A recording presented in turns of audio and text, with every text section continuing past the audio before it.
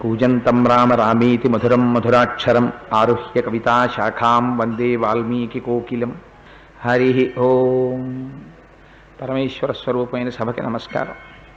పరమేశ్వర అనుగ్రహంగా ఇవాళ ఉదయం మనం సంకల్పం చేసినటువంటి సీతారామచంద్ర ప్రభువు యొక్క అభిషేకం నిర్విఘ్నంగా అత్యంత రమణీయంగా కన్నుల పండుగగా జరిగింది. స్వామి యొక్క అభిషేక తీర్థాన్ని అందరూ తీసుకుని పరమానందంగా ఇల్లు చేరుకున్నారు. కోరుకున్నది అదే.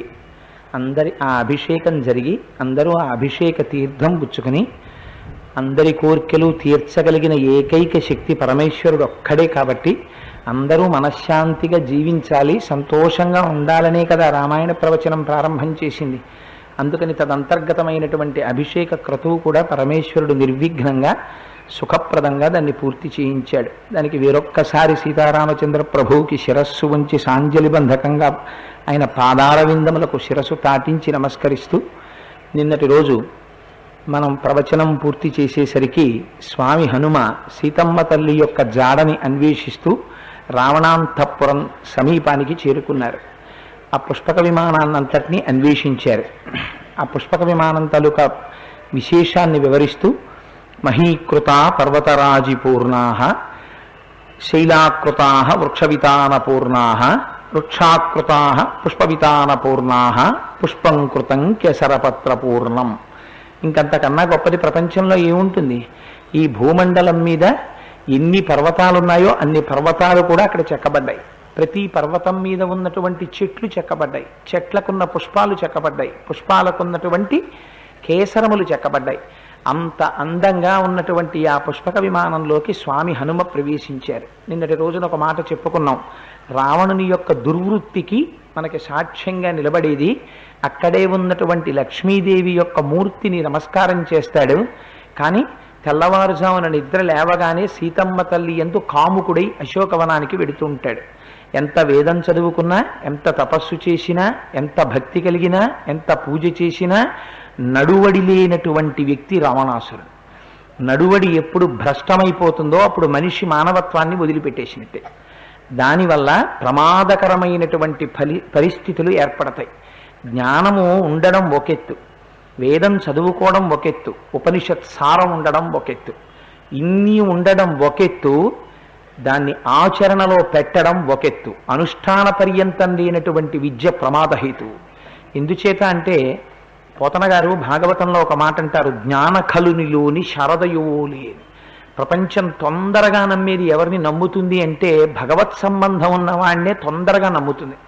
ఇప్పుడే వస్తూ వస్తూ కారులో మా దొరగారితో ప్రస్తావన చేసుకుంటూ వచ్చాం ఆ మాట. భగవత్ సంబంధం ఉన్నవాణ్ణి అందరూ నమ్ముతారు. స్త్రీ పురుషులు అందరూ కూడా వాడిని అన్నదమ్ముడిగా, లేకపోతే ఒక గురువుగా, ఒక తండ్రిగా, ఒక పినతండ్రిగా, ఒక పెదతండ్రిగా సంభావన చేసి తొందరగా ప్రపంచం విశ్వసిస్తుంది భగవంతుని యొక్క సంబంధం ఉన్నవాడిని. వాడు కూడా అలాగే నిలబడాలి, వాడి నడువడి కూడా అలాగే ఉండాలి. అలా ఉండకపోతే దానివల్ల ప్రమాదం చాలా ఎక్కువగా ఉంటుంది. రావణాసురుడు వేదం చదువుకున్నాడు, రావణాసురుడు ఉపనిషత్తులు చదువుకున్నాడు, రావణాసురుడికి జ్ఞానం ఉంది, రావణాసురుడికి తపస్సు ఉంది. ఎన్ని ఉండి ఏం ప్రయోజనం? నడువడి మాత్రం ప్రమాదకరమైనటువంటి నడువడి. సుందరకాండకున్న గొప్పతనం అంతా అది. మన జీవితాల్ని తీర్చిదిద్దుతుంది సుందరకాండ. 2 పాత్రల్ని ఏకకాలమునందు అటు ఇటు నిలబెడతారు. నిలబెట్టడంలో అసలు రామచంద్రమూర్తి సుందరకాండలో కనపడరు, కానీ హనుమ చేత ఉపాసింపబడుతూ ఉంటారు. ఇటు రావణాసురుడు ప్రత్యక్షంగా కనపడుతూ ఉంటాడు, ఆయన వైభవం అంతా కనపడుతూ ఉంటుంది. నీవు చేసినటువంటి తపస్సు చేత కాలగమనంలో లుప్తమైపోయేటటువంటి ఇటువంటి వైభవానికి కట్టుబడతావో, లేకపోతే భగవంతుని యొక్క చరణారవిందములను నమ్ముకొని భక్తితో జీవితాన్ని గడపడానికి, రామచంద్రమూర్తిలా నడవడానికి, సత్యధర్మములను అనుష్ఠానము చేయడానికి ఇష్టపడతావో నిర్ణయించుకోమని సుందరకాండ మనకి చెప్తుంది. అందుకే సుందరకాండకి అటువంటి దీప్తి కలిగింది, అటువంటి ప్రకాశం ఏర్పడింది. సరే, ఆ లోపలికి ప్రవేశించారు. ప్రవేశిస్తే ఆ రావణాసురుడు పడుకునేటటువంటి ఆ శయనాగారంలోకి వెళ్ళారు. వెడితే అక్కడ ఒక గమ్మత్తైనటువంటి విషయాన్ని మహర్షి చెప్పారు. దీపానాంచ ప్రకాశేన తేజసా రావణస్య చ అర్చిర్భిర్భూషణాంచ ప్రదీప్తేత్యభ్యమన్యత అన్నారు. అక్కడ గోడలకి కాగడాలు పెట్టున్నాయి. ఇప్పట్లో అప్పట్లో విద్యుత్తు లేదు కదా, అందుచేత కాగడాలు పెట్టారు, ఆ కాగడాలు వెలుగుతున్నాయి. కాగడాలు వెలుగుతుంటే ఆ పక్కనే తల్పం మీద రావణాసురుడు నిద్రపోతున్నాడు. ఆయన పడుకున్నటువంటి తల్పము బంగారు తల్పము. అక్కడ పడుకున్న స్త్రీలు ధరించినటువంటి ఆభరణములు ఎర్రని బంగారముతో కూడుకున్నటువంటి ఆభరణములు. ఆయన పెట్టుకున్న ఆభరణములు స్వర్ణాభరణములు. ఈ దీపము యొక్క కాంతి అక్కడ ఉన్నటువంటి స్త్రీలు పురుషులు అలంకరించుకున్నటువంటి ఆభరణములలో ఉన్నటువంటి అనేక రకమైన మణులలోంచి ప్రతిఫలించినటువంటి కాంతి, బంగారము నుంచి పైకి వచ్చినటువంటి కాంతి కలిసి ఏదో మండిపోతోందా అన్నట్టుగా ఒక ఎర్రటి కాంతి ఆవరించిందిట. ఈ విషయాన్ని కొంచెం జాగ్రత్తగా గమనించాలి. ఏ మాట అనవసరంగా మాట్లాడరు మహర్షి. శయనాగారంతో సహా అక్కడ ఉన్నది మీకు ఏం కనపడుతుందంటే మహర్షి తీర్పులు చెప్పరు. మీరు అలా జాగ్రత్తగా గమనించండి. ఆ శ్లోకం ఎంత అందంగా ఇస్తారో చూడండి. ఆయన అంటారు, ప్రధ్యాయతమివాపశ్య దీపానాం ప్రదీప్తాం తత్ర కాంచనాం ధూర్తామివ మహాధూర్తై దేవనేన పరాజితాం. ఆ ఉపమానం వెయ్యడంలోనే మనకి తెలిసిపోతుంది. కాగడాలు దీపాలు అలా నిలబడి వెలుగుతున్నాయిట. ఇటుకాని అటుకాని కదలటం లేదుట. అలా నిలబడి వెలుగుతున్న దీపాలని చూస్తే 2 అర్థాలు గోచరిస్తున్నాయన్నారు మహర్షి. ఏమిటట అర్థాలు? జూదం ఆడేవాళ్ళు ఉంటారు. ఆ జూదం ఆడుతున్నప్పుడు ఆ జూదం ఆడుతున్న వాళ్ళల్లో ఒకడు ఓడిపోతాడు. వాడి దగ్గర ఉన్న డబ్బంతా అయిపోతుంది.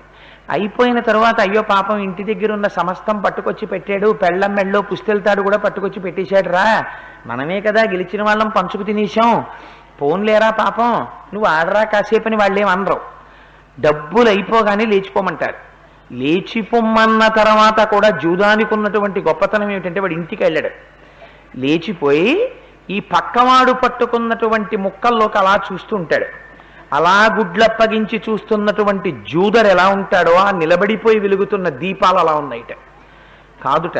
మహర్షి అంటారు, ఎక్కడెక్కడ ఎటువంటి సంప్రదాయం ఉంటుందో, ఎక్కడెక్కడ ఎటువంటి పరిస్థితి ఉంటుందో దాన్ని బట్టి మీరు ఆ ఇంటి సంస్కారాన్ని నిర్ణయించేయచ్చు. ఆ ఇంట్లో ఉన్న మనుషుల యొక్క సంస్కారాన్ని మీరు నిర్ణయించేసేయచ్చు. ఎంత అందంగా మాట్లాడతారో చూడండి. అన్యోన్య భుజసూత్రేణ స్త్రీమాలా గ్రథితాహిస స్త్రీమాలా అన్యోన్య భుజసూత్రేణ స్త్రీమాలా గ్రథితాహితా అని ఆ ఒక స్త్రీ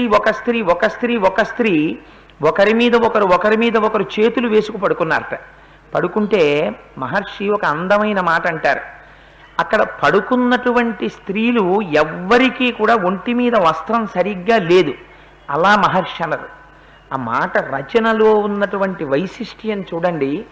అన్యోన్య భుజసూత్రేణ స్త్రీమాలా గ్రథితాహిస మాలేన గ్రథితాసూత్రే శుశుభే మత్త షట్పద అంటారు. చేతులు ఒక ఆవిడిలా పడేస్తే ఆ చేతి మీద ఇంకొక ఆవిడ తల పెట్టుకు పడుకుంది. అందరి ముఖాలు పద్మాల్లా ఉన్నాయిట. పద్మములేమో అనుకుని 9 వస్తాయేమో అనుకున్నారు హనుమ, అంత ప్రకాశవంతంగా ఉన్నాయిట. చిత్రం ఏమిటంటే పడుకున్నటువంటి స్త్రీలు కొన్ని వేల మంది అలా పడుకున్నారు. వీళ్ళందరూ మదవిహ్వలులై రావణాసురునితోటి కామోపభోగాన్ని అనుభవించి విశేషమైనటువంటి మద్యపానం చెయ్యడం చేత మత్తెక్కి బడలి నిద్రపోయి ఉన్నారు ఆ స్త్రీలు. పక్కన ఎవరున్నారు? ఆ పక్కనే తల్పం మీద మండోదరుంది. తన యొక్క పట్టమహిషి పెద్ద భార్య మండోదరి పక్కన తల్పం మీద పడుకునుండగా ఆవులతో క్రీడించినటువంటి ఒక ఆబోతు ఎలా నిద్రపోతుందో అలా ఇంతమంది స్త్రీల మధ్యలో తల్పం మీద వాడు నిద్రపోతున్నాడు. వాడి సంస్కారం ఏమిటో చెప్పడానికి ఇంకంతకన్నా వేరొక శ్లోకం అక్కర్లేదు అని మహానుభావుడు వాల్మీకి మహర్షి అంటారు. అలా ఉందని అనుకుంటున్నారా? నచాకులీన నచహీన రూప నదక్షిణాన నుపచారయుక్త భార్యాభవత్తస్య నహీన సత్వ నచాపి కాంతస్య నకామనీయ. అలా అక్కడ ఉన్నటువంటి కొన్ని వేల మంది స్త్రీలు నచాకులీన, ఏదో తక్కువ జాతిలో జన్మించినటువంటి వారు కారు. నచ హీనరూప, ఎవరు సౌందర్యం తక్కువైన వాళ్ళు కారు. నచాకులీన నచ హీనరూప నదక్షిణానానుపచారయుక్త, ఇతపూర్వం వేరొక పురుషుణ్ణి పొందినవారు కారు. లేదా భర్తకి ఉపచారం చెయ్యడం తెలియనటువంటి వారు కారు. నడువడి తెలియనటువంటి వారు కారు, పవిత్రమైనటువంటి జన్మించినటువంటి వారు. ఇంతమంది స్త్రీలు రావణాసురుణ్ణి కోరుకుని వచ్చిన వాళ్ళు. అక్కడ రావణాసురుణ్ణి కోరుకోనిది, రావణాసురుడు నాకొద్దు రాముడే కావాలి అంటున్న మహాపతివ్రత అయినటువంటి స్త్రీ ఒక్కతే. ఆ తల్లి అశోకవనంలో శిశుపా వృక్షం కింద కూర్చుని కంటి వెంట నదీ జలాలు ఒడ్డుని ఒరుసుకుని పైకొచ్చినట్టుగా ఏడుస్తోంది ఆ తల్లి. అటువంటి స్థితిలో హనుమ ఆ శయనాగారంలోకి ప్రవేశించారు. ప్రవేశించి రావణాసురుడి తల్పానికి దగ్గరగా వెళ్ళేటటువంటి ప్రయత్నం చేశారు చూడడానికి. చిత్రం ఏమిటంటే ఆయన పడుకున్నటువంటి ఆ శయ్య బంగారముతో నిర్మించబడినటువంటి తల్పం, దానికి వైఢూర్యాలతో మెట్లు కట్టారు. చంద్రమండలం ఎలా ఉంటుందో అటువంటి గొడుగు తలకట్టన పెట్టారు. ముక్తామణి విచిత్రేణ కాంచనేన విరాజితాం మకుటే నాపవృత్తేన కుండలో జ్వలితాననం అంటారు మహర్షి. ఆయన పడుకుని నిద్రపోతుంటే పక్కన చప్పుడవ్వకుండా, అది కూడా ఎలా వేశారట, చామరం వేయడానికి ఒక గొప్పతనం ఉంటుంది. ఆ చామరం వేసేటప్పుడు మీరు పెద్ద పెద్ద దేవాలయాల్లో చామరం వేయడం బాగా అలవాటు ఉన్న వాళ్ళు చామరం వేస్తుంటే మీరు చూడాలి గమ్మత్తు. వారు ఏం చేస్తారంటే నిప్పుల్లో సాంబ్రాణి వేసి పట్టుకొచ్చి అక్కడ పెడతారు. పెడితే చామరం వేసేటప్పుడు ఎప్పుడు కూడా చామరం తాలూకా వెంట్రుకల్ని ముట్టుకోరు. అప్పుడు మాత్రం ఏం చేస్తారంటే చామరం తాలూకా వెంట్రుకల్ని పట్టుకుని, చామరీ మృగం వెంట్రుకలే చామరం పట్టుకుని ఒక్కసారి కొంచెం ఇలా తిప్పి ఆ సాంబ్రాణిలో ఇలా ఇలా వేస్తారు. వేస్తే ఆ పొగంతా చామరంలోకి వెడుతుంది. వెళ్ళిన తర్వాత దాన్ని పట్టుకొచ్చి స్వామివారికి ఇలా చామరం వేస్తారు. వేస్తే అందులోంచి పొగ స్వామి మీదకి వెడుతుంది.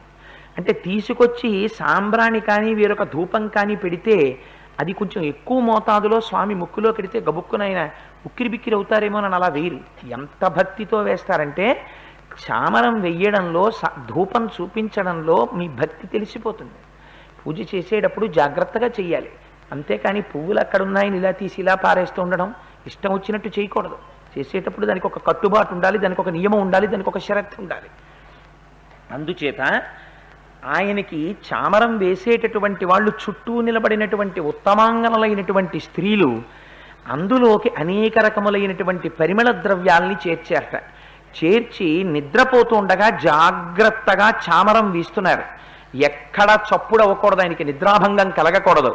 అందుకని సమీప కక్ష్యల్లో వీణా మొదలైనటువంటి చాలా చక్కటి సన్నటి సంగీతాన్ని వినిపించగలిగినటువంటి ఆ సంగీత వాద్య పరికరముల మీద మంచి సంగీతాన్ని వినిపిస్తున్నారు.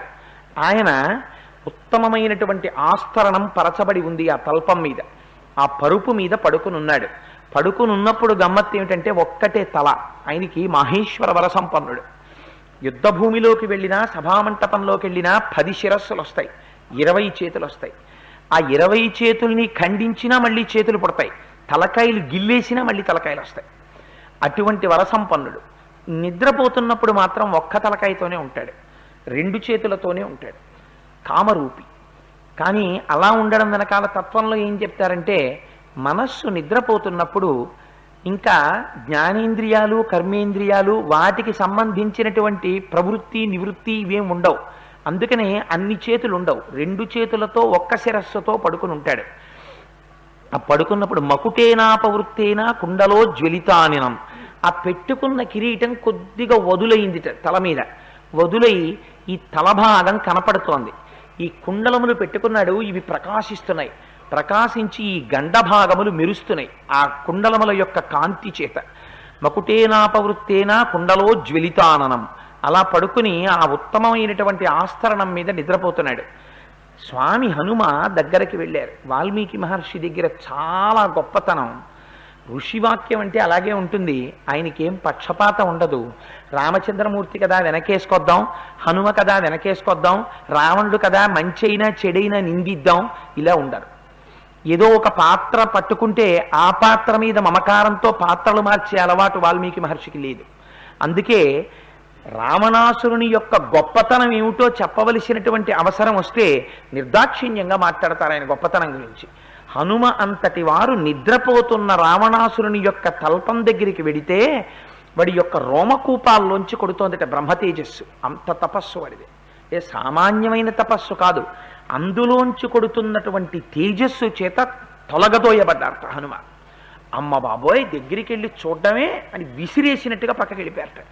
అంటే మీరు ఆలోచించండి, ఇంకా రావణాసురుడి తపశ్శక్తి ఎలా ఉంటుందో. దుర్వినియోగమైపోయినటువంటి తపస్సుని, సద్వినియోగమైన తపస్సుని రెండిటికి తేడా మీరు చూడాలంటే రావణుణ్ణి హనుమని ఇద్దరి పట్ల వాల్మీకి మహర్షి ప్రయోగించేటటువంటి శ్లోకాలని మీరు గమనించాలి. గమనిస్తే ఇద్దరికీ తేడా తెలుస్తుంది. అందుకని దగ్గరికి వెళ్ళడం కుదరదు అని చెప్పి దూరంగా తొలగి ఒక వేదిక మీద నిలబడి అక్కడి నుంచి చూస్తున్నారు.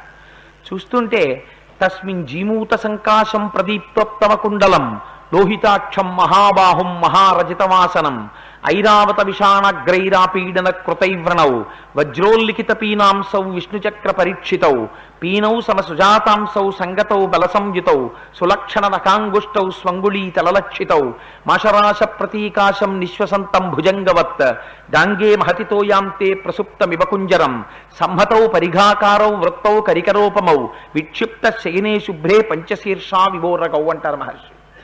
ఆయన పడుకుంటే తస్మిన్ జీమూత సంకాశం ప్రదీప్తోత్తమ కుండలం, ఆకాశంలో వెళ్ళిపోతున్నటువంటి ఒక నల్లటి మబ్బు భూమి మీదకి దిగిపోయి ఒక తల్పం మీద పడుకుంటే ఎలా ఉంటుందో అలా ఉన్నట్టు. తస్మిన్ జీమూత సంకాశం ప్రదీప్తోత్తమ కుండలం, ఆ పెట్టుకున్నటువంటి కుండలములు ప్రకాశిస్తున్నాయి. ప్రదీప్తోత్తమ కుండలం లోహితాక్షం, ఎర్రటి కళ్ళు, ఆ అనుభవించినటువంటి ఆ సౌఖ్యము చేత, మదము చేత, తాగినటువంటి మద్యపానము చేత తిరుగుడుబడుతున్నటువంటి నేత్రములు, వాటిలోంచి ఎర్రటి కాంతి పైకొస్తోందట. అరమోట్పు కన్నులతో ఉన్నాడు. నిద్రపోతున్నప్పుడు కొంచెం కన్ను బయటికి కనపడుతోంది. అందుచేత ప్రదీప్తోత్తమ కుండలం లోహితాక్షం మహాబాహుం, ఆ చేతులు పెద్ద పెద్ద చేతులు, మహాబాహుం మహారజత వాసనం, ఉత్తమమైనటువంటి వస్త్రాన్ని ఒకదాన్ని కట్టుకున్నాడు. కట్టుకుని పడుకుని నిద్రపోతున్నాడు.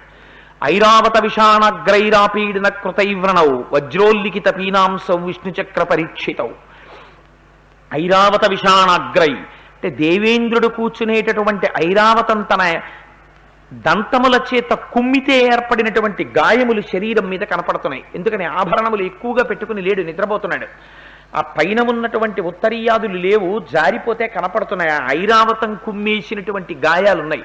విష్ణు చక్ర పరీక్షితవు, శ్రీ మహావిష్ణువు తన చక్రం పెట్టి కొట్టినప్పుడు ఏర్పడినటువంటి మచ్చలున్నాయి. విష్ణు చక్ర పరీక్షితవు వజ్రోల్లిఖిత పీనాంసౌ, దేవేంద్రుడు వజ్రం పెట్టి కొట్టినప్పుడు ఏర్పడినటువంటి దెబ్బలు కనబడుతున్నాయి. అలా పడుకుని నిద్రపోతున్నాడు. ఇక్కడ మీరొక్క విషయాన్ని జ్ఞాపకం చేసుకోవాలి. రావణుడు నిద్రపోతుంటే ఇది రావణాసురుని యొక్క గొప్పతనాన్ని సూచిస్తుంది, రావణాసురుని యొక్క భ్రష్టత్వాన్ని సూచిస్తుంది. ఎందుచేత రావణుడు గొప్ప తపస్వి. రావణాసురునికే కాని పరదారాగ్రహణం అనేటటువంటి పాతకము లేకపోతే వాడు లంకారాజ్యాన్ని కాదు పరిపాలించవలసింది, వాడు 3 లోకములను శాసించగలడు. నేను కాదు ఈ మాట అన్నది, హనుమన్నారు. అహో రూపమహో ధైర్యమహో సత్వమహోద్యుతి అహో రాక్షసరాజస్య సర్వలక్షణయుక్తతాహ అన్నారు. అటువంటి రావణాసురుడు అంత తపస్సున్నవాడు, వాడి ఒంటి మీద దేవేంద్రుడు కొట్టిన వజ్రపు దెబ్బలు, విష్ణువు కొట్టినటువంటి శ్రీ మహావిష్ణువు కొట్టినటువంటి చక్ర దెబ్బలు, ఐరావతం యొక్క దంతపు దెబ్బలు, ఇవన్నీ వాడి ఒంటి మీదకి ఎందుకు రావాలి అంటే తనకున్నటువంటి తపస్సుని దుర్వినియోగం చేసి సమస్త లోకములను బాధ పెట్టాడు. వారు లోకపాలకులు. లోకపాలకులైనటువంటి వారు లోకాల్ని రక్షించాలి కనుక ఆ రావణాసురుడు తనంత తానుగా వారి మీదకి యుద్ధానికి ఎడితే చతుర్ముఖ బ్రహ్మగారు ఇచ్చినటువంటి వరాల్ని గౌరవించారు వాళ్ళు. ఇంటి పెద్ద మహానుభావుడు బ్రహ్మగారు వరాలు ఇచ్చాడు, మేం గౌరవించాలి అని మిన్నకున్నారు. చేసిన యుద్ధాల్లో అటువంటి దెబ్బలు వాడి ఒంటి మీద పడ్డాయి. అంటే వాడిది ఎంత భ్రష్ట తపస్సో మిమ్మల్ని ఆలోచించుకోమని మహర్షి చెప్తున్నటువంటి వాక్యం. అంత తపస్సు ఉండొచ్చు, హనుమ అంతటి వారు పక్కకి తొలగిపోయేటంతటి తేజస్సు పైకి రావచ్చు, కానీ ఒంటి మీద ఉన్న దెబ్బలు అతనిలో రావలసిన మార్పుని సూచిస్తుంది. అతనిలో మార్పు రాలేదనడానికి ఉదాహరణ అతను పడుకున్న తీరు.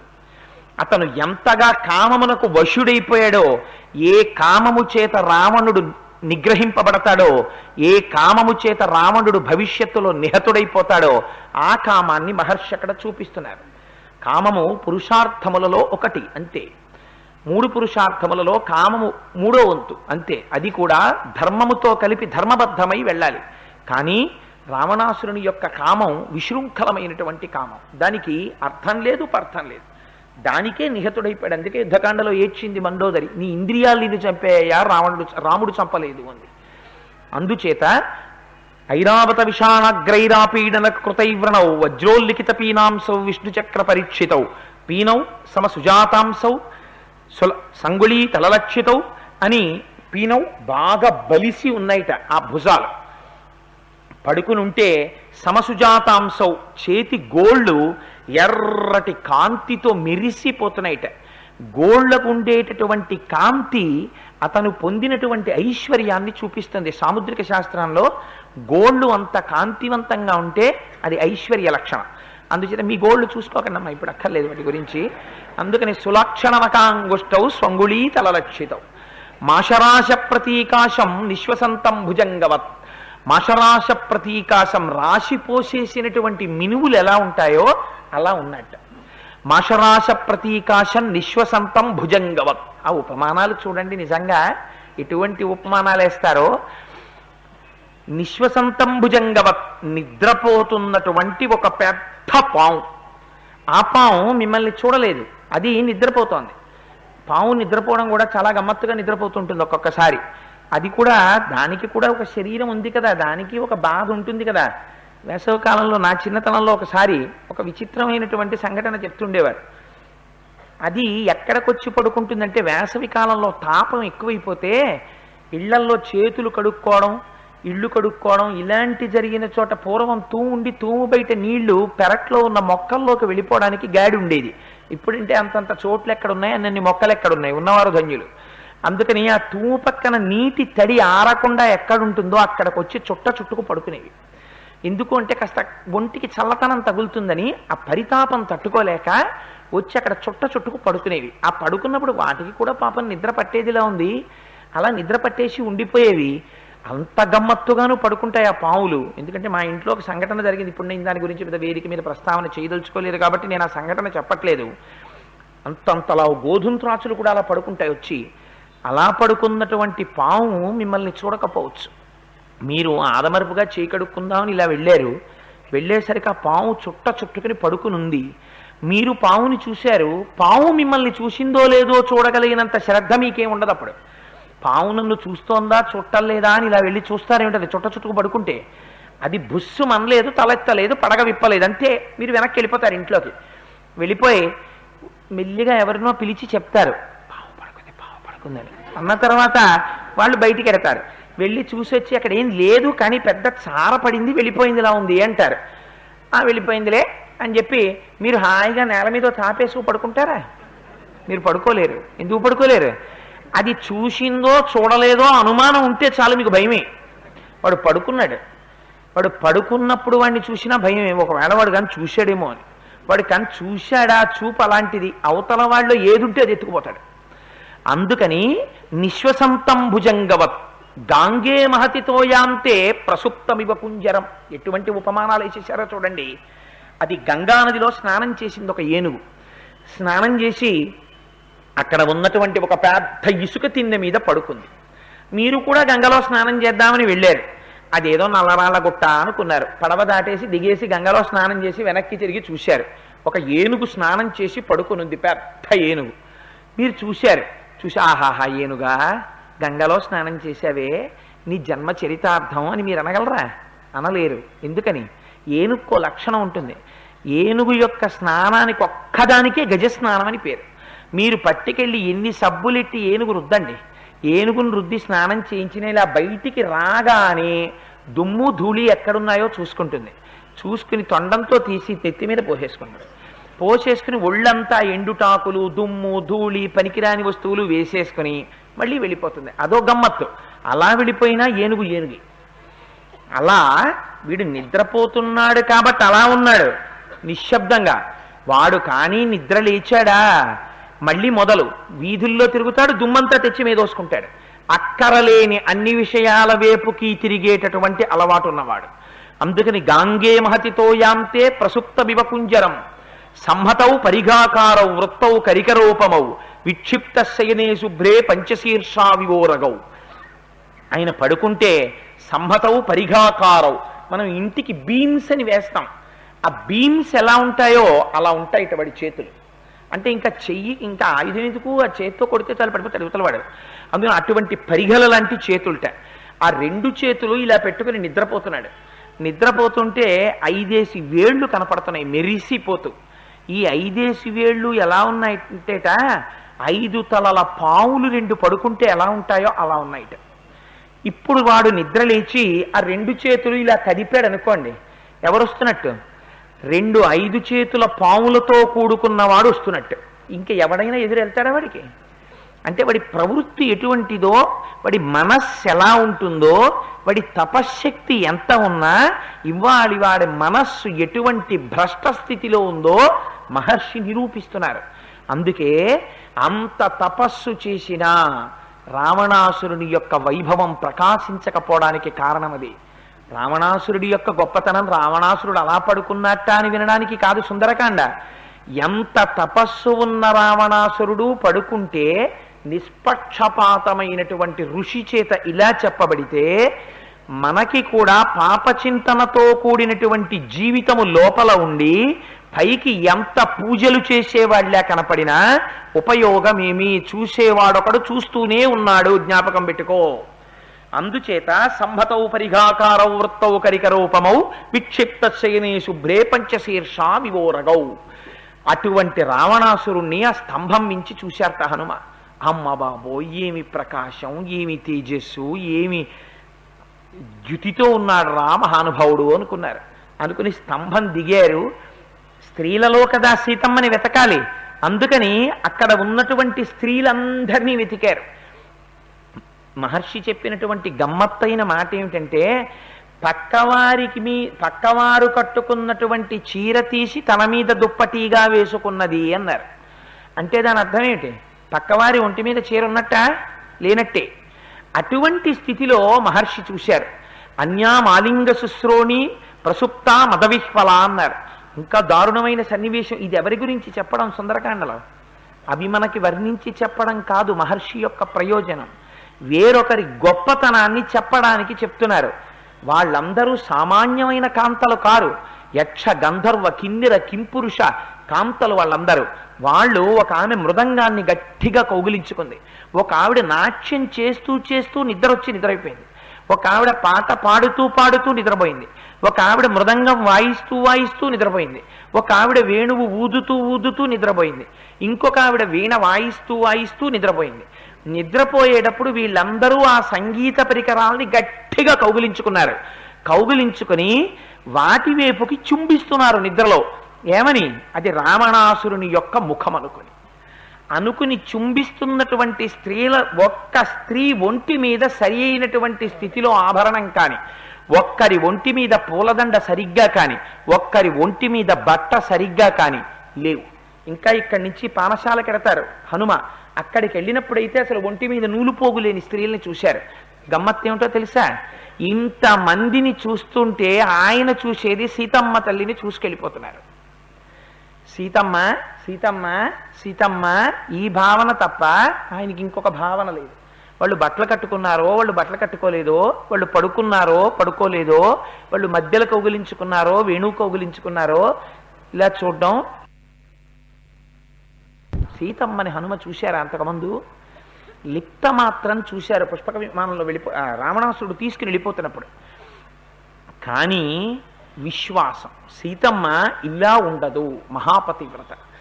ఇలా పడుకుంటే, ఇలా తాగితే, ఇలా ఉంటే సీతమ్మ ఎందుకు అవుతుంది? వెతుకుతున్నారు. కొన్ని విచారణ చేసి పట్టుకోవాలి సీతమ్మ ఎవరో. వెతుకుతున్నారు. కాదు కాదు కాదు కాదని వెళ్ళిపోతున్నారు. నయ్యితి నయ్యితి నయ్యితి నయ్యితి, ఇది కాదు ఆత్మ, ఇది కాదు ఆత్మ, ఇది కాదు ఆత్మ, త్రోసి రాజు అంటున్నారు. వెళ్ళిపోతున్నారు. ఇవన్నీ ఇంద్రియ ప్రవృత్తులు, నిద్రలో ఉన్నాయి కాబట్టి పడుకుని ఉన్నాయి. అందుకని ఇవన్నీ చూస్తున్నారు, వెళ్ళిపోతున్నారు. వెళ్ళిపోయి తాసామేకాంత విన్యస్తే శయనాం శయనే శుభే దదర్శ రూప సంపన్నాం అపరాసకపి ప్రియం. అక్కడ ఒక బంగారు ఆస్తరణము పరిచినటువంటి ఒక ఉత్తమమైనటువంటి శయ్య మీద రావణాసురునికి కొంత దూరంలో అపారమైనటువంటి సౌందర్యమూర్తి అయినటువంటి ఒక స్త్రీ పడుకునుంది. ఆవిడ్ని చూస్తే ఆవిడ ఎంత మహాపతివ్రతో ఎంతటి సౌందర్య రాశో అర్థమైపోతోంది. ఆవిడని చూశారట ఇలా తల్పం దగ్గరికి వెళ్ళి హనుమ. చూడగానే అంతే సంతోషం వచ్చేసింది. అమ్మయ్యా అయిపోయింది సీతమ్మ దర్శనం, ఇదిగో సీతమ్మ అనుకున్నారు. అంతే అస్ఫోటయామాస చుచుంబపుచ్చం ననందచి క్రీడ జగౌ జగామ స్తంభాన రోహాత్ నిపపాత భూమౌ నిదర్శయన్ స్వాం ప్రకృతిం కపీనాం. అస్ఫోటయామాస చుచుంబపుచ్చం, అస్ఫోటయామాస భుజాలిలా ఇలా కొట్టేసుకున్నారట. కొట్టేసుకుని చుచుంబపుచ్చం తన తోక తీసి తోక చివర ఉండేటటువంటి గుత్తుని ముద్దు పెట్టేసుకున్నారట. ఆ మాట కూడా అందం చూడండి. చుచుంబ అంటే ముద్దు పెట్టుకోవడం. ముద్దు పెట్టుకున్నప్పుడు పెదవులు ఎలా ముందుకు రావాలో ఆ మాట పలకాలంటే అలా పెదవులు ముందుకు వస్తేనే పలుకుతుంది. చుచుంబ ఆ మాట కూడా అలాగే వేశారు మహర్షి. చుచుంబ పుచ్చం ననందచి క్రీడ జగౌ జగామ. విచిత్రమైన పాటలు పాడారు, సంతోషపడిపోయారు, నాట్యం చేసేశారు, పిల్లి మొగ్గలు వేసేశారు, గెంతులు గెంతేశారు. స్తంభాన రోహాత్ స్తంభం పైకి ఎక్కేశారు, నిపపాత భూమౌ కిందకి దూకేశారు. ప్రదర్శయన్ స్వాం ప్రకృతిం కపీనాం కోతి బుద్ధి బయట పెట్టుకున్నాడు అన్నారు మహర్షి. ఎంత హనుమైనా మహర్షికి ఏం రాగద్వేషాలు ఉండవు. ఆవిడ సీతమ్మ అంతా పాడుకుని అంతా ఆడుకుని అంతా దిగిపోయాక చూసి అనుకున్నారు, మా అమ్మ సీతమ్మ రామచంద్రమూర్తి పక్కన లేనప్పుడు ఇటువంటి పట్టుపుట్టం కట్టుకుని పక్కన రావణుడుండగా ఉత్తమ తల్పం మీద ఇంత హాయిగా నిద్రపోతుందా? హరే రే నా బుద్ధి ఎంత వైక్లభ్యాన్ని పొందిందిరా అనుకున్నారు. ఎంతటి ఉపాసకుడికి కూడా ఎగుడు దిగుళ్ళు వస్తాయి. హఠాత్తుగా ఇది ఓ క్వశ్చన్ రాసేస్తే కరెక్ట్గా క్వశ్చన్ నెంబర్ 1కి ఏ పెట్టాడు, 1 మార్కు కంప్యూటర్లో పడిపోయినట్టు ఏం పడిపోదు. ఉపాసనలో ఈశ్వరుడి యొక్క ప్రమేయం ఉంటుంది. ఆయన పరీక్ష పెడతాడు, పరీక్షకి తట్టుకుని నిలబడాలి. ఎంతటి వాణ్ణి పరిశీలన చేస్తాడు పరమాత్మ. దర్శనం అయిపోయినట్టే ఉంటుంది కానీ అది కాదు, అది పరీక్ష పెడతాడు. నిజంగా దర్శనం అయినప్పుడు ఎలా ఉంటారో వేరొక చోట చూపిస్తారు. అందుకే మనం పూజ చేస్తే ఒక మాట అంటాం, ఆగమార్థంతు దేవానాం గమనార్థంతు రక్షసాం అని ఘంటానాదం చేస్తాం, గంట వాయిస్తాం. ఇంట్లో పూజ చేసేటప్పుడు మోగించేటటువంటి గంట ఎట్టి పరిస్థితుల్లో నేల మీద పెట్టకూడదు. అందుకే అది ఘంటానాదం చేస్తాం. ఎందుకని? ఆ ఘంటానాదం చేస్తే దేవతలు వస్తారు, రాక్షసులు వెళ్ళిపోతారు. అదేంటంటే మా ఇంట్లో రాక్షసులు ఏం లేరే, నైరుతి దిక్కుంది కానీ ఇంటికి రాక్షసులు ఉంటారు. చాలా కాలం కట్టుకున్న ఇంటిలో నువ్వు బ్రతికి ఉండాలని కోరికుంటే వాస్తు పూజ చేసి గృహప్రవేశం చేయాలని చెప్పారు అరణ్యకాండలో రామచంద్రమూర్తి. నాకు వాస్తు పూజ అక్కర్లేదండి, మేము వాస్తు హోమం చెయ్యం, మేము గృహప్రవేశం చేసేస్తామంటే నువ్వు చాలా కాలం ఆ ఇంట్లో ఉండవు అని గుర్తు. ఎందుకంటే నీ ఇంటిలోకి దేవతలు ఆవాహన అవుతారు. ఆవాహన అయినప్పుడు ఆ వాస్తుదేవతా పూజ చేసి లోపలికి ప్రవేశించాలి ప్రతిరోజు. అందుకే యజమాని వెళ్ళి కనీసం తులసి మొక్కలో నీళ్లు పోయిరా అంటారు. ఎందుచేత అంటే రోజు ఏడుస్తాయి ఇంట్లో తలుపులన్నీ కిటికీలన్నీ, పెద్ద పెద్ద వృక్షాలు. వాటిని రంపాలు పెట్టి కోసేసి తలుపులు చేసి కిటికీలు చేసి పైన రకరకాలైనటువంటి పరికరాలు పెట్టి వాటిని చిత్రియపట్టి నీకు కావలసినటట్టు మెరిసేటట్టు చేసి వాటిలో ఒక ఇనపవూచలు గుచ్చి మేకులు కొట్టి తెచ్చిపెట్టావు. వృక్షములు కూడా ప్రాణమున్నవి. అటువంటి వృక్షములను నరికి తెచ్చి ఇంట్లో పెట్టావు. రాత్రి అయ్యేటప్పటికి తలుపులు వేస్తుంటావు, ఆ కొమ్మ అవన్నీ ఏడుస్తాయి. మమ్మల్ని దుర్మార్గుడు తెచ్చి ఇలా పెట్టుకున్నాడు రక్షణ కోసం, మేము దేవతా వృక్షాలం, ఎక్కడో ఉండవలసిన వాళ్ళం. వేపకర్ర తెచ్చి ఇంటికి పెడతావు, వేప చెట్టు స్వయంగా అమ్మవారు తెచ్చి ఇంట్లో పెట్టావు. పెడితే అందుకే యజమాని తద్దోష పరిహారం చెయ్యాలి. లేచి తను రోజు అభిషేకమో సంధ్యావందనమో ఏదో ఒకటి చేసి ఆ నీళ్లు పట్టుకెళ్ళి చెట్టు మొదట్లో పొయ్యాలి. ఏదీ లేదు, అపార్ట్మెంట్లో ఉంటున్నా, ఎక్కడ పోస్తావు? తులసి కోటలో పొయ్యాలి ఇంటి యజమాని తులసి కోటలో నీళ్లు పట్టుకెళ్ళి పోస్తే ఇంట్లో మామిడి చెట్టు లాంటి చెట్టు ఉందనుకోండి, వాడు అదృష్టవంతుడు అనమాట. ఎందుకని అది దేవతావృక్షం. మామిడి చెట్టు రసోవై సహా, రసాలమని పేరు దానికి. సాక్షాత్ దేవతలు వచ్చి అక్కడ ఉన్నట్టే. వాడు రోజు చక్కగా అభిషేకమో ఏదో చేసుకుని ఆ పాత్ర పట్టుకెళ్ళి మడిబట్ట కట్టుకుని అందులోకి మొదట్లో నీళ్లు పోసాడు అనుకోండి, ఇంకా వేరే ఇంట్లో దేవతలందరూ ప్రీతి చెందుతారు. ఇంట్లో ఉన్న తలుపులు సంతోషిస్తాయిట. పోన్లేరా పాపం తప్పకమని పెట్టుకున్నాడు కానీ మన జాతిని వీడు పోషిస్తున్నాడు రా అని ఆశీర్వచనం చేస్తాయిట. అందుకని బ్రతుకంటే ఎంత జాగ్రత్తగా బ్రతకాలో నేర్పింది శాస్త్రం మనకి. అందుకని మనం పూజ చేస్తేనే ప్రతిరోజు రాత్రి రాక్షసులు ఇంటికి వచ్చేస్తారని చెప్పి మనం ఘంటానాదం చేసి ఓ రాక్షసులారా వెళ్ళిపోండి అంటాం. ఉత్తిష్టంతు భూత పిశాచా ఏతే భూమి భారకాహ ఏతేషామ విరోధేన బ్రహ్మకర్మ సమారభే. వాళ్ళ పొద్దున చూశాం కదా, ఆ చేసేటప్పుడు అర్చనోసారి పశుపక్షతలు తీసి వాసన చూసి వెనక్కి వేసుకుంటాం. ఎందుకంటే వేసుకోవడం అంటే ఆ రాక్షసుల్ని లేచి వెళ్ళిపోమని, ఇంట్లోంచి భూత ప్రేతములను లేచి వెళ్ళిపోమని. అందుకని మన పూజకే అటువంటి వచ్చి వైక్లభ్యాన్ని సృష్టించినప్పుడు ఆత్మదర్శనానికి బయలుదేరినటువంటి యోగికి ఎగుడు దిగుళ్ళు రావా? వస్తాయి. కానీ జారిపోకుండా భగవంతుడి పాదములు పట్టుకుంటే ఆయన దిద్దుతాడు వచ్చేటటువంటి ఉపాసనలో దోషాన్ని. ఇక్కడ వచ్చింది దోషం, అందుకే చెప్పా సుందరకాండ ఉపాసన కాండ అని. ఇక్కడ దోషం వచ్చింది. మండోదరి దర్శనం సీతమ్మ దర్శనంతో తుల్యంగా భావించారు స్వామి హనుమ. వెంటనే బుద్ధిలోకి ప్రవేశించాడు మహానుభావుడు. రామచంద్రమూర్తి ప్రవేశించలేదనుకోండి, ఏమనుకుంటారు? ఈవిడే సీతమ్మ అనుకుని ఈ మాట వెళ్ళి చెప్పేశారనుకోండి, రావణాసురుడు అక్కడ పడుకున్నాడు, సీతమ్మ తల్లి ఇక్కడ పడుకుంది అని ఏమైపోతుంది రామాయణం? అలా కాకుండా ఈవిడ సీతమ్మ కాదు మండోదరి. మళ్ళీ బుద్ధిని ఎవరు సరిచెయ్యాలి? ఎవడు ఈ కంటికి కనపడడో వాడు సరిచెయ్యాలి. రామ అనుగ్రహం వెంట నడుస్తోంది. అందుకని వచ్చినటువంటి ఉపాసనా దోషాన్ని దిద్దబడి అర్థమైంది, కాదు ఈవిడ సీతమ్మ కాదు, ఈవిడ మండోదరి తెలుసుకున్నారు. సీతమ్మని అన్వేషించాలి. అక్కడి నుంచి బయలుదేరారు, పానభూమిలోకి వెళ్ళారు. అక్కడి నుంచి బయలుదేరారు, పానభూమిలోకి వచ్చారు. అక్కడ రకరకాలైనటువంటి బంగారు పాత్రలు, వెండి పాత్రలు, మణిమాణిక్యాలు పొదిగినటువంటి పాత్రలు ఎంత వర్ణించారో మహర్షి. నిజంగా దివ్యా ప్రసన్నా వివిధ సురాహ శర్కర పుష్పాసవ ఫలాసవాహ అని అక్కడ రకరకాలైనటువంటి సురలు.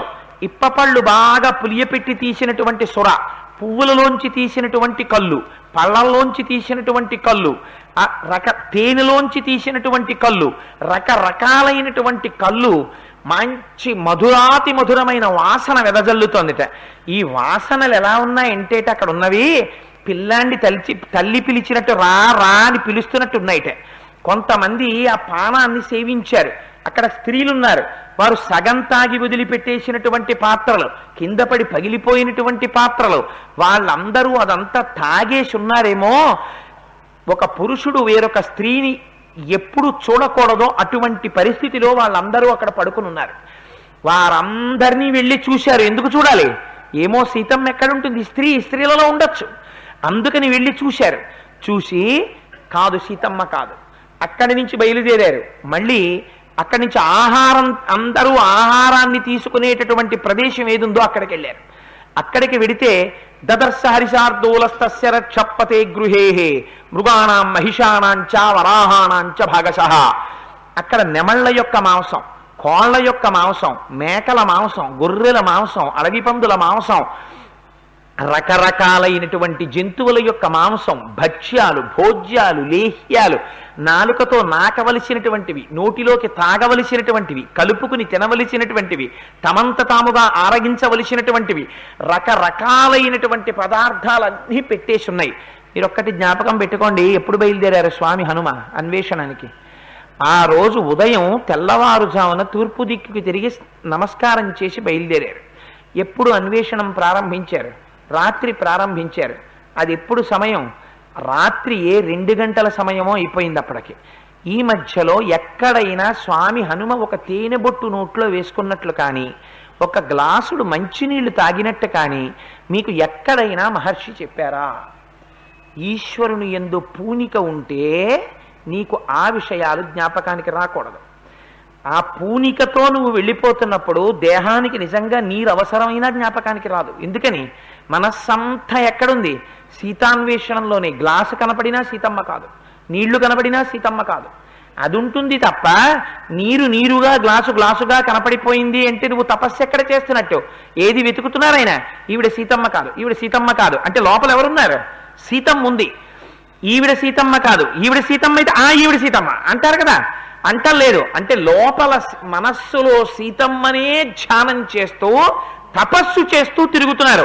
అలా తిరుగుతున్నటువంటి స్థితి ఏ స్థితి? కేవలం సాధకుడి యొక్క స్థితి అంతే. అందుకని ఆయన సాధకుడిగానే తిరుగుతున్నారు. తిరుగుతూ అన్వేషణ చేస్తూ సీతమ్మ తల్లి యొక్క జాడ కనిపెట్టడానికి ప్రయత్నం చేస్తున్నారు. ఇన్ని ఆహార పదార్థాలు వడ్డింపబడినటువంటి ఆ పాత్రలన్నిటినీ చూశారు. అందులోంచి వస్తున్నటువంటి వాసనలు చూశారు. కానీ దేనికి వశుడు కాలేదు. అక్కడ ఉన్నటువంటి స్త్రీలనందరినీ చూశారు. చూసి అక్కడ నుంచి దాటుకుంటూ ముందుకు వెళ్ళిపోయారు. ఎక్కడ ఒక ఇల్లు విడిచిపెట్టలేదు, ఒక తోట విడిచిపెట్టలేదు. అన్నీ వెతికేశారు. వెతికేసి వచ్చి మళ్ళీ పుష్ప విమానంలోకి వెళ్ళారు. అంతా వెతికారు. కిందకి దిగారు. దిగుతున్నప్పుడు మాత్రం గుండె బరువెక్కింది. ఇంత వెతికాన్రా లంకాపట్టణం, ఎక్కడా ఆగలేదు. వెతకనటువంటి ఇల్లు లేదు. ఇన్ని చోట్ల వెతికాను. గంధర్వ స్త్రీలు కనపడుతున్నారు, యక్ష స్త్రీలు కనపడుతున్నారు, కిన్నెర స్త్రీలు కనపడుతున్నారు, రాక్షసులు కనపడుతున్నారు, విద్యానవనాలు కనపడుతున్నాయి. సీతమ్మ తల్లి జాడ కనిపెట్టలేకపోయాను, సీతమ్మ కనపడలేదు అని కొంచెం బాధ వచ్చింది. చాలా నిర్వేదం కలిగింది. వెంటనే అనుకుంటారు, అనిర్వేద శ్రియో మూలం అనిర్వేద పరం సుఖం అనిర్వేదో హి సతతం సర్వార్థేషు ప్రవర్తక అని ఒక్కసారి ఉత్సాహాన్ని పుంజుకుంటారు. అందుకే సుందరకాండ వింటారు. హనుమ యొక్క స్థితిని మీరు జ్ఞాపకం పెట్టుకోండి. హనుమ సీతమ్మ తల్లి జాడ కనిపెట్టడానికి కేవలం ఒక రాత్రిలో ఆయన పడినంత కష్టం ఎక్కడ వెతుకుతున్నారు? శత్రుభూమిలో. జాడ కాని చటుక్కుని తెలిసిందా ఫలానా వాడు తిరుగుతున్నాడని, అంతే కొన్ని కోట్ల మంది రాక్షసులు యుద్ధానికి వచ్చేస్తారు. అవతల తన వెతుకుపడుతున్న సీతమ్మని మళ్ళీ ఎక్కడ దాచేస్తారో కూడా తెలియదు. అలాంటి చోట అంత కష్టంతో వెతుకుతున్నారు. వెతుకుతూ కూడా సీతమ్మ కనపడలేదని బెంగపెట్టుకోరు. అనిర్వేద శ్రియో మూలం అనిర్వేద పరం సుఖం అనిర్వేదో హి సతతం సర్వార్థేషు ప్రవర్తక కరోతి సఫలం జన్మో కర్మ యత్తత్ కరోతి సహ తస్మాద్ నిర్వేద కృతం యత్నం చేష్టేహిముత్తమం అంటారు. ఎవడు శోకమునకు లొంగిపోడో, ఎవడు నిర్వేదమునకు లొంగిపోడో, ఎవడు ఉత్సాహమును నిరంతరము ప్రోధి చేసుకుంటాడో వాడు మాత్రమే కార్యాన్ని సాధించగలడు. అందుకని నేను శోకమునకు లొంగను, మళ్ళీ సీతమ్మను అన్వేషిస్తానన్నారు. మళ్ళీ లంకాపట్టణాన్నంతటినీ వెతికేస్తానన్నారు. ఇది ఈ ఉత్సాహం ఉన్నన్నాళ్ళు సాధకుడు దేని వైపుకైనా వెళ్ళగలడు. ఆ ఉత్సాహం కానీ పోయిందా ఇంకా ముందుకు నడవలేడు. ఇది కూడా ఉపాసనలో ఒక రహస్యమే. ఏమిటో ఎంత పూజ చేశాను, ఎంత ప్రయత్నం చేశాను, ఆత్మదర్శనం వైపుకి ఒక్క అడుగు వేయలేకపోయాను కదా అని నిర్వేదం కలుగుతుంది. మళ్ళీ ఉత్సాహాన్ని పుంజుకోవాలి. ఆ ఉత్సాహాన్ని పుంజుకోవడం అనేటటువంటిది కేవలం బయట ఉపాసనకే కాదు, ఏ పనికి వెళ్ళినా ఈ ఉత్సాహాన్ని కానీ కోల్పోయాడా వాడికి పనికిరాడు, దేనికి పనికిరాడు. ఆ ఉత్సాహం ఉన్నంత కాలమే వాడు దేన్నైనా సాధించగలడు. హనుమ యొక్క స్థితిలో ఇంకొకరైతే కాళ్ళు జాపేసి కూర్చుండిపోతారు. హనుమ కూర్చోలేదు. సుందరకాండలో ఈ సర్గలో ఈ శ్లోకాలు వింటే ఎవరు తమ యొక్క శక్తిని మరిచిపోయి నిరుత్సాహానికి లోనైపోయారో వాళ్ళకి మళ్ళీ ఉత్సాహం జ్ఞాపకానికి వస్తుంది, మనస్సు ప్రచోదనానికి గురవుతుంది. అందుకని సుందరకాండలో ఈ శ్లోకాల్ని ఇంట్లో కొంచెం బాగుండట్లేదండి, ఏమిటో ఉత్సాహం ఉండట్లేదన్న వాళ్ళు సుందరకాండ చెప్పించుకుని వింటూ ఉంటారు. కారణం ఈ శ్లోకాల కోసమే. అందుకని మళ్ళీ ఉత్సాహాన్ని పుంజుకున్నారు. మళ్ళీ లంకాపట్టణం అంతా వెతికేశారు. వెతికేసి వచ్చి మళ్ళీ కూర్చున్నారు. చతురంగుళ మాత్రోపి నావకాశస్య విద్యతే రావణాంతఃపురే తస్మిన్ యంకపిర్న జగాయ సహా. 4 అంగుళాలు నేను విడిచిపెట్టలేదు. 4 అంగుళాలు ఉంటే సీతం ఉందేమో అని వెతికాను. ఇంత లంకాపట్టణాన్ని 4 అంగుళాలు విడిచిపెట్టకుండా నేను వెతికితే అందులో ఒక్క రావణాసురుడి అంతఃపురం కొన్ని యోజనాలు ఉంటుంది. వెతికితే నాకు సీతమ్మ దర్శనం కాలేదు. ఎంత బెంగ పెట్టేసుకున్నారో, ఎంత బాధపడిపోయారో, నాలో ఏదో దోషం ఉందనుకున్నారు. అందుకే సీతమ్మ దర్శనం అవ్వట్లేదు. చూడండి, ఇంకొకటి మనస్సు అయితే ఎటువైపుకి వెళ్ళిపోతుంది. సీతమ్మ గురించి ఊహించకూడనటువంటి రకరకాలైనటువంటి ఆలోచనలు రావాలి, వస్తాయి తర్వాత హనుమంతటి వారికి కూడా. కానీ ఈ స్థాయిలో స్వామి అనుకుంటారు, ఎక్కడో నేను ముందు దోషం చేయలేదు కదా అనుకుంటారు. ఇంకొకరి వేపు ఇలా చూపించే ముందు నీ వైపు చూపిస్తున్న వేళ్ల సంగతి ఆలోచించు. ఎంత అందమైన మాట మాట్లాడతారంటే, బహుశः ఇంతమంది స్త్రీలు ఒంటి మీద బట్ట లేకుండా పడుకున్నటువంటి వాళ్ళని నేను చూశాను, నా యందు ధర్మమునకు లోపం వచ్చిందేమో అనుకున్నారు. ధర్మలోపం అంటే దాని గురించి వ్యాఖ్యాతలు ఏమని రాశారో తెలుసా అండి? ఉపనయనం అయిపోయిన తరువాత ఒక్క తన భార్య నిద్రపోతున్నప్పుడు తప్ప పురుషుడు ఇంకొక స్త్రీ అక్కడ నిద్రపోతోందని చెప్తే అటుకు వెళ్ళకూడదు. ఒక్క తన భార్య నిద్రపోతున్న ప్రదేశానికే ఉపనయనం అయిపోయిన తర్వాత పురుషుడికి అధికారం ఉంటుంది వెళ్ళడానికి. అక్కడ ఇంకొకరు పడుకున్నారండి, నిద్రపోతున్నారు అని చెప్తే అటు వేపుకి పురుషుడు వెళ్ళకూడదు. నేను వెళ్ళాను, మరి వాళ్ళందరూ నిద్రపోతున్నప్పుడు వెళ్ళాను, అందుకని నాకు ధర్మలోపం వచ్చిందేమో అనుకున్నారు. అనుకుని ఒక మాట అంటారు, మనోహిహేతు సర్వేషామింద్రియాణం ప్రవర్తనే శుభా స్వవస్థాసు తచ్చమే సువ్యవస్థితం. ఎంత ధర్మం పాటిస్తారో చూడండి. ఆయన అంటారు, ఎవరిని వెతకాలి? నేను సీతమ్మని వెతకాలి. సీతమ్మ ఎవరు? స్త్రీ. స్త్రీ ఎక్కడుంటుంది? స్త్రీలలో ఉంటుంది. కాబట్టి నేను వెళ్ళి వెతికాను. వెతుకుతున్నప్పుడు సీతమ్మో కాదో చూడడానికి ఆ స్త్రీల వంక చూశాను. ఆ స్త్రీలు ఎలా ఉన్నా దానివల్ల నా మనస్సు ఏమైనా కదలిక కలిగిందా? నా మనస్సు భ్రష్టత్వాన్ని పొందిందా? ఏమీ పొందలేదు. ఈ కంటితో చూసి సీతమ్మని పసిగట్టాలి కాబట్టి కన్ను చూసింది, కానీ మనస్సులో మాత్రం ఎవ్వరూ జ్ఞాపకంలో లేరు. ఈ మనస్సు దేనివల్ల చలనమును పొందలేదు. అందుచేత నేను పవిత్రముగానే ఉన్నాను అని భావన చేశారు. ఈ విషయాన్ని మహర్షి ఇప్పుడు చెప్తారు. అలా ఉండి సాధకుడిగా జీవితం ఉండడం హనుమ. అంత తపశ్శక్తి రావణాసురుడి దగ్గర ఉన్న, నిద్ర లేస్తే పరకాంతా వ్యామోహంతో తిరగడం రావణాసురుడి యొక్క జీవితం. ఇద్దరికీ వేదం తెలుసు, ఇద్దరికీ జ్ఞానం తెలుసు, ఇద్దరికీ భక్తి ఉంది, ఇద్దరికీ తపస్సు ఉంది. కానీ ఎవరిని చూసి ఎవరు భయపడ్డారు? ఎవరి చేతి దెబ్బలు ఎవరు తిన్నారు? హనుమని చూస్తే రావణుడు హడిలిపోయాడు. ఎందుకు హడిలిపోయాడు? ఈయన తపశ్శక్తి, ఈయన జ్ఞానం లోకోపకారం వైపుకు వెళ్ళాయి. రావణాసురుని యొక్క తపశ్శక్తి, రావణాసురుని యొక్క అధ్యయనం లోక భ్రష్టత్వం వైపుకి నడిచాయి.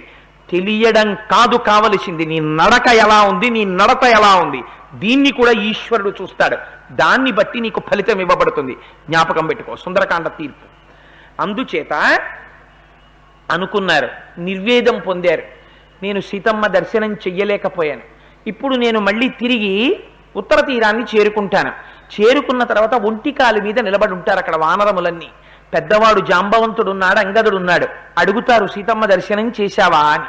నాకు సీతమ్మ జాడ తెలియలేదు అని చెప్తాను. వెనక్కి ఎలా పెడతారు?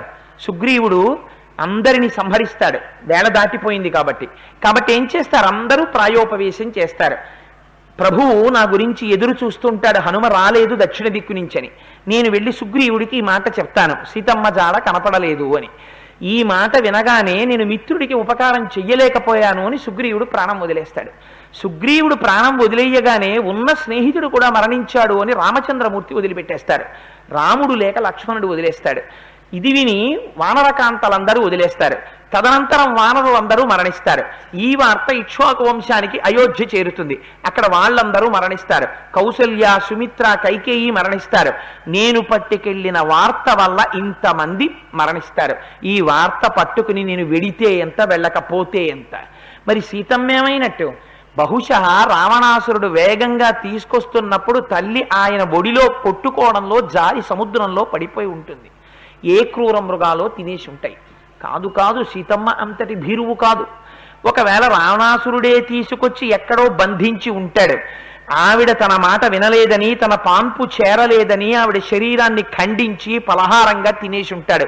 కాదు, కాముకుడైన వాడు తను కామించిన స్త్రీని సంహరించాడు కాబట్టి సంహరించి ఉండడు. లేదు, రాక్షసులు తినేసి ఉంటారు. రావణాసురుడు కామించిన స్త్రీని తినగలిగినంత ధైర్యం రాక్షసులకు ఉండదు కాబట్టి వాళ్ళు తినుండరు.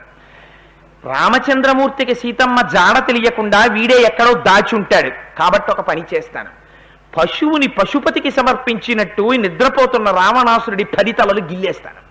గిల్లేసి వీడి మృతకలేబరాన్ని తీసుకెళ్లి రామచంద్రమూర్తి యొక్క పాదముల దగ్గర పారేస్తాను. లేదా ఈ లంకని పెళ్లగించి పట్టుకుపోతాను అనుకుని, కాదు నేను ఇది తీసుకెళ్లి ప్రయోజనం ఏమిటి? సీతమ్మ జాడ చెప్పలేకపోయాను. అది లేని దానికి ఇవన్నీ చెయ్యడం ఎందుకు? వెళ్ళను అసలు. ఇంకా నేను వెళ్ళను తిరిగి. హస్తాదానో ముఖాదానో నియతో వృక్షమూలిక వానప్రస్థో గమిష్యామి దృష్ట్వా జనకాత్మజాం. సీతమ్మ తల్లి జాడ దొరికేంత వరకు ఇలాగే కూర్చుంటాను వానప్రస్థుళ్ళ. చేతిలో ఏదైనా పడిందా తింటాను, పడలేదా ఉపవాసం ఉండిపోతాను, లేదా అగ్నిహోత్రంలో ప్రవేశించేస్తాను. కాదు నీటిలో ప్రవేశించి శరీరాన్ని విడిచిపెట్టేస్తాను. హనుమ అంతటి వారికి చచ్చిపోవాలన్నంత నిర్వేదం వచ్చేసింది. సుందరకాండకున్న గొప్పతనం ఉపాసన కాండ. మిగిలిన వాళ్ళు చచ్చిపోదామంటే దర్భలు పరిచేసుకుంటారు. హనుమ గొప్పతనం ఏమిటంటే ఆయనకున్న భక్తి. మిమ్మల్ని కాపాడేదేది అంటే భక్తి ఒక్కటే. మాకు ఐశ్వర్యం ఉందండి, నీకు అక్కడికి రాదు. మైనాకుడి కన్నా నువ్వు ఐశ్వర్యవంతుడివా? బంగారు శిఖరాలున్నాయి మైనాకుడికి. ఇంద్రుడు వజ్రం పెట్టి కొడితే ఎగరలేకపోతే వాయుదేవుడు తీసుకెళ్లి సముద్రంలో బారేశాడు. నేను చాలా అధికారం ఉన్నవాడినండి. రావణాసురుడి కన్నా అధికారం ఉన్నవాడివా? 10 తలలు తెగిపోయాయి. రావణాసురుడి కన్నా గొప్పవాడివి కావు. జటాయువు కన్నా గమనవేగం ఉన్నవాడివా? లేకపోతే సంపాతి కన్నా గొప్పవాడివా? అటువంటి వాళ్లే దుందుడుకు పనులు చేస్తే దెబ్బతిన్నారు. సంపాతంతటి వాడు సూర్యుడి వైపుకి వెడితే రెక్కలు కాలిపోయాయి. అందుచేత నువ్వు ఏది జ్ఞాపకం పెట్టుకోవాలి? నిన్ను రక్షించగలిగినటువంటిది ఈశ్వరానుగ్రహం ఒక్కటే. అందుకే పోతన గారు అంటారు, రక్షణము లేక సాధుడు రక్షితుడకు సమత చేసి రాయుడులందున్, రక్షణలు వేయి కలిగిన శిక్షితుడకు కలుడు పాపచిత్తుండగుటన్. ఏ రక్షణ లేకపోయినా పుణ్యాత్ముడైతే బ్రతికేస్తాడు. నేను నిడదవోలు షటిల్ జర్నీ చేసేటటువంటి రోజుల్లో ఒక నిండు గర్భిణీ అయిన స్త్రీ రన్నింగ్ ట్రైన్లో మరుగుదొడ్లోకి వెళ్ళింది. వెళ్ళి తలుపేసుకుని లోపలికి వెళ్ళింది. 20 నిమిషాలు అయిపోయింది, 30 నిమిషాలు అయిపోయింది, 35 నిమిషాలు అయిపోయింది, బయటికి రాదు. కొంతసేపు అయిన తర్వాత పాపం వాళ్ళు వెళ్ళి తలుపులు కొట్టారు. తలుపులు కొట్టి మొత్తం మీద ఆవిడ లేచింది, తలుపు తీసింది. గమ్మత్తు ఏంటంటే ఆవిడికి లోపల శిశు జననం అయిపోయి ఆ పిల్లవాడు ఆ ల్యాబరేటరీకి ఉండేటటువంటి హోల్లోంచి కింద పడిపోయాడు. ట్రైన్ వెళ్ళిపోయాడు. ఇది తెలిసి ట్రైన్ చైన్ పుల్ చేశారు. గమ్మత్తు ఏమిటో తెలుసా అండి? అదే సమయానికి ఆ పిల్లవాడు జారి ఆ శిశువు రాళ్ల మీద పడిపోతే, రైలంతా వెళ్ళిపోతే, ఒక హాకర్ అంటే ఈ నేరేడు పళ్ళు అవి ఇవి అమ్ముకునే వాళ్ళు ఉంటారే, వాళ్ళు అవుటర్ సిగ్నల్ దగ్గర దిగిపోతుంటారు. ఎందుకంటే వాళ్ళకి లైసెన్స్ లేదని పట్టుకుంటారు స్టేషన్లోనే, అక్కడే దిగిపోతుంటారు వాళ్ళు. వాడొకడు అవుటర్ సిగ్నల్ దగ్గర దిగిపోయిన వాడు ఉన్నాడు. వాడు చూశాడు ఈ పిల్లాన్ని. ఇంత శిశువు ఆ కింద పడిపోయింది, కదలలేదు, ఏడుస్తున్నాడు. రైలు పైనుంచి వెళ్ళిపోయింది. వాడు అదృష్టం ఏదీ తగలలేదు, ఏడుస్తూ అలాగే పడున్నాడు ఆ పిల్లాడు. ఆ పిల్లాన్ని తీసి వాడు బుట్టలో పెట్టుకుని తెచ్చాడు. తెచ్చి ఆ పిల్లాన్ని పెంచుకుంటుంటే ఆ తర్వాత ఈ విషయం తెలిసింది. ఆ తల్లికి ఆ బిడ్డని ఇచ్చేశారు. ఎవరు రక్షించారు? ఎవరి ప్రజ్ఞ రక్షించింది? ఆ తల్లి ఏనాడో చేసిన తపస్సుంది. ఒక్కరోజు పిల్లవాణ్ణి జారవిడుచుకుంది, కానీ తన బిడ్డడు తనకి దక్కాడు. తల్లి 9 నెలలు కడుపులో పెంచుకున్న పిల్లవాడు జారిపోతే చిట్ట చివర తపస్సు యొక్క ఫలితాన్ని పొందే ముందు జారిపోయిన ఋషి ఎంత బాధపడతాడో ఆ ఋషి బాధ కన్నా 1,000,000 రెట్ల బాధ ఉంటుంది తల్లికి. అటువంటి తల్లి మళ్ళీ ఆ పిల్లవాడు దొరికితే ఎంత పొంగిపోయి ఉంటుందో మీరు ఆలోచించండి. ఆ రోజున అంత రైలు వెళ్ళిపోతుంటే ఎవడు రక్షించాడు? అన్ని రాళ్ల మీద పడిపోతే ఏ వైటల్ ఆర్గాను డ్యామేజ్ అవ్వకుండా ఎవడు కాపాడాడు? ఏ కుక్కో పట్టుకు పారిపోకుండా ఎవడు రక్షించాడు? ఆ సమయానికి అక్కడికి ఒక అమ్ముకునేవాడిని తెచ్చి ఆ బిడ్డని రక్షించాలన్న కోరిక ఎవడు పుట్టించాడు? వాడు పరమాత్మ. ఆ పరమాత్మ అనుగ్రహం ఉన్నంతసేపు నీకే ప్రమాదం ఉండదు. ఎటువంటి ఒడుదుడుకులు వచ్చినా వాడు కాపాడుతూనే ఉంటాడు. అందుకే అంటాడు ధూర్జటి, నిన్ను సేవింపగ నాపదల్పొడమని, నిత్యోత్సవం బబ్బని, జనమాతృండనని, సంసార మోహంబు పైకొనని, గ్రహగతుల్ కుందింపని, మేలు వచ్చిన రాణి, అవి నాకు భూషణములే శ్రీకాళహస్తీశ్వర. నేను కోరుకునేది ఏమిటో తెలుసా తల్లి?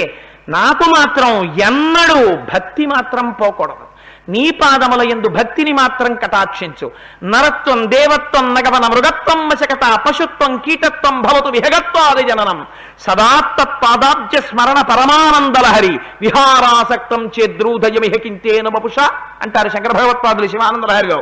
నాకు ఏ రూపమైనా, ఏ స్వరూపమైనా, ఎటువంటి శరీరమైనా, ఎటువంటి జన్మైనా నేను బెంగబెట్టుకోను. కానీ తండ్రి నీ పాదముల యందు నిరంతర స్మరణము మాత్రము నాకు ఇచ్చాలి. ఒక పామై పుట్టి శంకరుణ్ణి ఆరాధన చేసింది, ఏం లోటు వచ్చింది?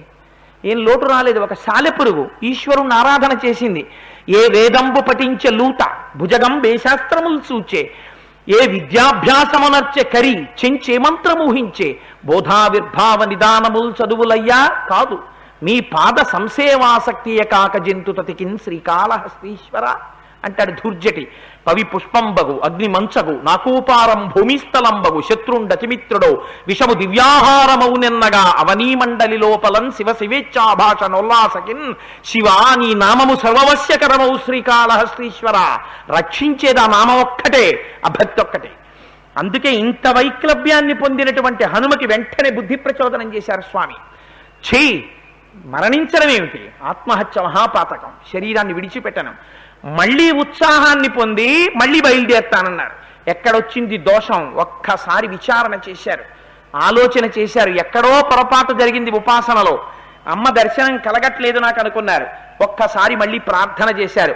నమోస్తు రామాయ సలక్ష్మణాయ దేవ్యై చ తస్యై జనకాత్మజాయై నమోస్తు రుద్రేంద్ర యమానిలేభ్యో నమోస్తు చంద్రార్కమరుద్గణేభ్యః సిద్ధిం మే సంవిధాస్యంతి దేవాస్సర్షి గణాస్తిహ బ్రహ్మా స్వయంభూర్భగవాన్ దేవాశ్చైవ దిశంతు మే సిద్ధిమగ్నిశ్చ వాయుశ్చ పురుహూతశ్చ వజ్రభృత్ వరుణ పాశహస్తశ్చ సోమాదిత్యౌ తథైవ చ అశ్వినౌ చ మహాత్మానౌ మరుతః సర్వయేవ చ సిద్ధిం సర్వాణి భూతాని భూతానాం చైవ య ప్రభుః దాస్యంతి మమ ఏ చాన్యే హెదృష్ట్వా పరిగోచరాః అన్నారు. నమోస్తు రామాయ సలక్ష్మణాయ, దీన్ని ప్రార్థనా శ్లోకంగా తీసుకుంటారు రామాయణానికి. నమోస్తు రామాయ సలక్ష్మణాయ బయలుదేరే ముందు ప్రకటంగా తన కులదైవమైనటువంటి రామచంద్రమూర్తికి నమస్కారం చెయ్యలేదు. ఒక్క విషయం జ్ఞాపకం పెట్టుకోండి, ఎవరు ఏ మాటలు చెప్పినా పరంపరాగతంగా మీ సింహాసనంలో ఉన్న కులదైవాన్ని అవమానం చెయ్యకూడదు. మీకు లోపల భక్తి ఎంతైనా ఉండొచ్చు, సింహాసనంలో పరంపరాగతంగా ఒక కులదైవం వస్తుంది, సింహాసనంలో వాళ్లే ఉండాలి. ఇవాళ తెలిసి తెలియక ఎవరి ఇష్టం వచ్చినట్టు వాళ్ళు సింహాసనాల్లోంచి దేవతల్ని తీస్తున్నారు, సింహాసనాలు తీసేస్తున్నారు, కొత్త కొత్త దేవుళ్ళని పెడుతున్నారు. పరమ తప్పు, అలా చెయ్యకూడదు. పరంపరాగతంగా సింహాసనంలో వంశంలో అర్చన చేయబడిన మూర్తి ఎవరుంటారో వారు కులదైవం. మిగిలిన దైవము యొక్క స్వరూపాన్ని తిరస్కరించమని శాస్త్రం చెప్పలేదు. మిగిలినటువంటివన్నీ ఆరాధించి ఈయన మా స్వామి యొక్క స్వరూపమే అను, ఇవన్నీ మా స్వామే అను. నువ్వు శివారాధకుడివి కావచ్చు, ఎప్పుడూ విష్ణు ద్వేషం చెయ్యకు. విష్ణువెవరు? మా స్వామే, శివుడికి కేశవుడికి భేదం లేదను. అంతేకాని మిడిమిడి జ్ఞానంతో ఒక స్వరూపాన్ని పట్టుకుని ఒక స్వరూపాన్ని కాదన్నావా? ఒకే పరమాత్మ, పంచ కట్టుకుంటే పరమాత్మ, ప్యాంట్ వేసుకుంటే నీ కొడుకు కాడా? నా కొడుకే పంచ కట్టుకున్నాడు, పంచ కట్టుకుంటే నా కొడుకు, ప్యాంట్ వేసుకుంటే కొడుకు కాదా? నామం ఏమిటి, రూపం ఏమిటి? ఏకస్వమేవ బహుధా భవిభాసి లోకే నిశంకధీర్ వృషభకేతన మల్లినాథ శ్రీభ్రామరి ప్రియ సుఖాశ్రయ లోకనాథ. ఉన్నదొక్కటే పరమాత్మ, అది జ్యోతిస్వరూపం, పరంజ్యోతి. దానికి అసలు నామం లేదు, రూపం లేదు. అది పరిత్రాణాయ సాధూనాం వినాశాయ దుష్కృతాం ధర్మ సంస్థాపనార్థాయ సంభవామి యుగే యుగే అజాయమానో బహుధా విజాయతే. అది రకరకాల రూపాలు పొందింది. ఒక రూపాన్ని ప్రేమించి ఒక రూపాన్ని ద్వేషించడం ఎంత అజ్ఞానం! అలా అయితే ఒక వ్యాస భగవానుడు అన్ని సహస్రనామ స్తోత్రాలు ఎందుకు ఇస్తాడు? అందుకని నీ కులదేవతను ఆరాధించు సింహాసనంలో పెట్టి, కానీ ఇతర దేవతల్ని ఎప్పుడూ ద్వేషించకు. ఈ స్వామి అలా ఉన్నారని చెప్పు, నోరార కీర్తించు. అందుకే పోతన గారు ఒక మాట అంటారు, ఎప్పుడు చేసినా చేతులారంగ శివుని పూజింపడేని నోరు నొవ్వంగ హరికీర్తి నుడువడేని దయయు సత్యంబు లోనుగా తలపడేని కలుగనేటికి తల్లుల కడుపు చేటు. నువ్వు భాగవతాన్ని నమ్మినవాడివైతే, పోతన గారిని నమ్మినవాడివైతే ఇది జ్ఞాపకం పెట్టుకో. అందుకని అక్కడ ఎంత అందమైన మాట చెప్పారో చూడండి. నమోస్తు రామాయ సలక్ష్మణాయ, తాను బయలుదేరే ముందు రామచంద్రమూర్తికి ఎక్కడా ప్రకటంగా నమస్కారం చెయ్యలేదు. అందుకని ఇప్పుడు ఆ దోషాన్ని దిద్దుకుంటున్నారు. నమోస్తు రామాయ ప్రయత్నపూర్వకంగా నమవాచకాన్ని ప్రయోగం చేశారు. స్వామి నమస్కారం, నేను ఎంతటి వాణ్ణి? నమస్కారం అంటే 5 జ్ఞానేంద్రియాలు 5 కర్మేంద్రియాలు అధిష్టానమైనటువంటి బుద్ధి 11 కలిపి ఇలా పెడితే అది నమస్కారం. ఇలా అంటే ఆఫీస్ నమస్కారం, పెద్దల దగ్గర భగవంతుడి దగ్గర ఇలా పెట్టాలి. అందుకని నమోస్తు రామాయ సలక్ష్మణాయ, లక్ష్మణునితో కూడుకుని ఉన్నటువంటి రాముడికి నమస్కారం. భాగవతులతో కూడుకుని ఉన్నటువంటి పరమాత్మ మరింత ప్రసన్నుడై ఉంటాడు. అందుకని నమోస్తు రామాయ సలక్ష్మణాయ దేవ్యై చ తస్యై జనకాత్మజాయై. అమ్మా, నిన్ను నేను వెతకడం ఏమిటమ్మా? దేవీ శృతిం భగవతీం ప్రథమే పుమాంసః తత్సద్గుణౌఘమణికోశ గృహం గుణంతి తద్వారపాటన పటూని చ ఇతిహాస సంతర్కణ స్మృతి పురాణ పురస్సరాణి అంటారు పరాశర భట్టర్లు శ్రీగుణరత్న కోశంలో. పురాణములైనా వేదములైనా ఉపనిషత్తులైనా అమ్మవారు ఉండేటటువంటి చిరునామా చెప్తాయి తప్ప అమ్మవారి యొక్క దర్శనాన్ని చేయించలేవు. అమ్మవారి దర్శనం అమ్మవారి యొక్క అనుగ్రహం మీద ఆధారపడి ఉంటుంది. అమ్మా, నేనా అమ్మా నిన్ను దర్శనం చేసేవాణ్ణి? నేను నీ గురించి వెతకనా? వెతికితే నువ్వు కనపడతావా? అలా ఎందుకు కనపడతావమ్మా? నువ్వు అనుగ్రహిస్తే నాకు దర్శనమిస్తావు. తెలియక నేను వెతుకుతున్నానని వెతికానమ్మా, నేను కాదు వెతికేవాణ్ణి. సీతమ్మ తల్లి దర్శనాన్ని హనుమ చేసుకున్నారన్న ఖ్యాతి నువ్వు నాకు ఇవ్వాలి. దానివల్ల నేను కృతార్థుడనవ్వాలి. రేపొద్దున్న లోకంలో అందరూ శింశుపా వృక్షం కింద కూర్చున్న సీతమ్మ దర్శనం హనుమకు అయింది అని సంతోషించాలి. అమ్మా, నాకు అటువంటి భాగ్యాన్ని ఇయ్యమ్మా. నేను నిన్ను చూడడం ఏమిటమ్మా, పొరపాటు జరిగిపోయింది అన్నారు. దేవ్యై చ తస్యై జనకాత్మజాయై. అమ్మా నీ పుట్టుకెటువంటిది, జనకుని యొక్క ఆత్మస్వరూపిణివి నువ్వు. ఎందుచేత ఆత్మజవు. జనక మహారాజు గారి యొక్క శరీరమునకు జన్మించిన దానివి కావు, ఆయన తేజస్సుకి జన్మించిన దానివి కావు. ఆయన యజ్ఞం చేద్దామని నాగలి పెట్టి భూమిని దున్నుతుంటే తనంత తానుగా నాగటి చాలుకి తగిలి పైకి లేచి వచ్చి ఉద్ధిత అని పరిపించుకుని నీ అంత నువ్వు సీత అని పేరు పెట్టుకున్నటువంటి తల్లివి. అలా నువ్వు దొరకడం చేత జనకుడు భాగ్యాన్ని పొందాడు. ఏమని? జానకి అని పేరు పెట్టుకున్నావు, నేను జనకుడి కూతుర్ని అని. నువ్వు ఆ పేరు పెట్టుకుని జనక మహారాజు గారిని ఉద్ధరించావమ్మా. అటువంటి తల్లివి నాకు దర్శనమిచ్చి నన్ను ఉద్ధరించమ్మా. దేవ్యై చ తస్యై జనకాత్మజాయై నమోస్తు రుద్రేంద్ర యమానిలేభ్యో నమోస్తు చంద్రార్కమరుద్గణేభ్య. సమస్త దేవతలు నాకు ఈ సిద్ధిని కటాక్షించాలి. ఇప్పుడేమంటున్నారు? అది సిద్ధి అన్నారు. సిద్ధిం మే సంవిధాస్యంచి దేవాస్య గణాస్ప్య బ్రహ్మా స్వయంభూర్భగవాన్ దేవాశ్చైవ దిశంతు మే సిద్ధిమగ్నిశ్చ వాయుశ్చ పురుహూతశ్చ వజ్రభృత్ వరుణ పాశహస్తశ్చ సోమాదిత్యౌ తథైవ చ అశ్వినౌ చ మరః మహాత్మానౌ మరుతః సర్వయేవ చ సిద్ధిం సర్వాణి భూతాని భూతానాం చైవయ ప్రభు దాస్యంతి మమయేఛాన్యే హదృష్ట్వాః పదిగోచరాః. నాకు అటువంటి దృష్టిని కల్పించి నాకు సీతమ్మ తల్లి యొక్క దర్శనమయ్యేటట్టుగా దేవతలందరూ నన్ను కటాక్షింతురుగాక అని నమస్కారం చేశారు. చెయ్యగానే ఎదురుగుండా అశోకవనం కనపడింది. ఇది ఈశ్వరానుగ్రహం అంటే. దిద్దారు స్వామి. ఇప్పుడు ఎక్కడ దిద్దారు? ఏది మరిచిపోయారో దాన్ని జ్ఞాపకం చేశారు. వ్రతముల్ చేయుచునొక్క మారైన యవ్వారిన్ విచారించినన్ వ్రతభంగంబులు మానునట్టి వరదున్వామాక్షులిక్షించియున్ గత చేలా ప్లవనంబు నేడు వ్రత భంగం వంచు చింతించి పాల తటన్యస్త కరబ్జలై సరస లీలం రొక్కిరట్లు అందరు అంటారు పోతన గారు భాగవతం దశమస్కంధంలో.